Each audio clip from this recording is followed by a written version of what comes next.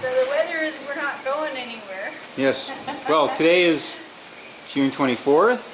24th. Oh, it was your birthday yesterday. Yesterday was my birthday, but we skipped yesterday. Not spent at sea. You may have noticed. We skipped yesterday, which was my birthday. The forecast now is gale force winds Tough weather for the next week. From the north, gale force winds and 13-foot seas from the northeast until Thursday. We wouldn't even be able to leave out of here. Well, the way I'm looking at the flags, and no. As soon as you and what's breaking on the breakwater out there. No. And no. So we're gonna wait, as always, and take advantage of the hospitality at the yacht club. Yeah. Yesterday was cool. We had it was the Kauai Amateur Radio Club. Kauai Amateur Radio Club. Kilo Hotel 6 Alpha, right? Oh, Kilo Hotel 6 Echo.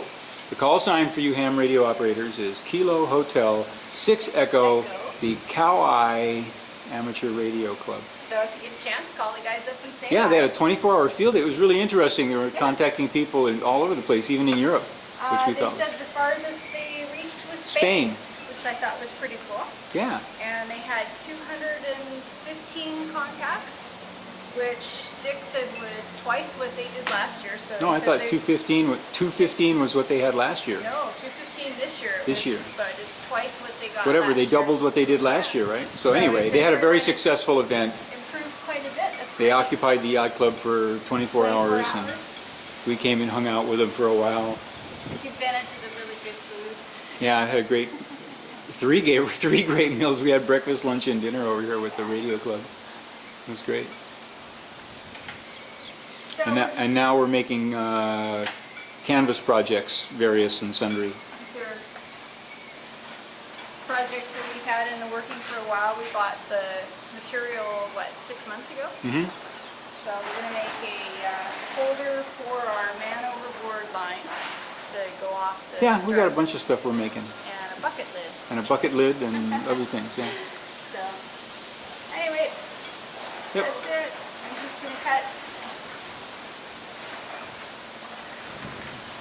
Now, I'm going to take the camera off of her because just in case while she's cutting, we don't want any blood.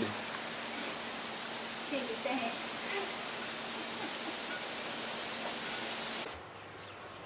Using this time to check our safety equipment, among other things, our fire extinguishers. And these are the dry type fire extinguishers. We carry a bunch of them, 5. We have 5. Coast Guard is always amazed whenever they check our boat. They're always amazed because A, we have them, B, they're all good, and C, they're all mounted in handy places where we can get to them. Nearby the cook stove, out in the cockpit, in the forward cabin where we sleep, and lots of them in the main cabin. So we check them all, we look, the gauge says green. These don't expire, so as long as the gauge says green, theoretically they're good. One thing about the powdered ones, though, we were told, and so we've made it a part of our routine, to take them at least once or twice a year, turn them, and give them a tap to make sure that the powder doesn't pack down on the bottom. If you pick them up, you'll notice the weight does not shift. Then you've got the powder packed down into the bottom. If you can sometimes you can hear it. I can't hear too well, but I can definitely feel the weight shifting. And also when you tap them, the sound changes. If they're, see, this one's loose. I don't know if you can hear it. When they're not loose, it sounds like a solid can. And you can definitely tell the difference when it loosens up when you do that. Another thing we had to check for was wasp nests in the nozzle. Yeah.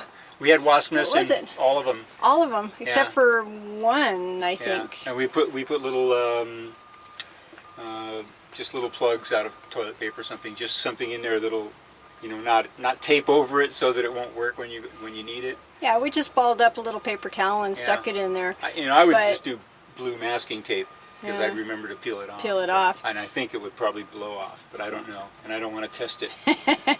But those wasps completely plugged that. It was completely plugged when they were done. Up.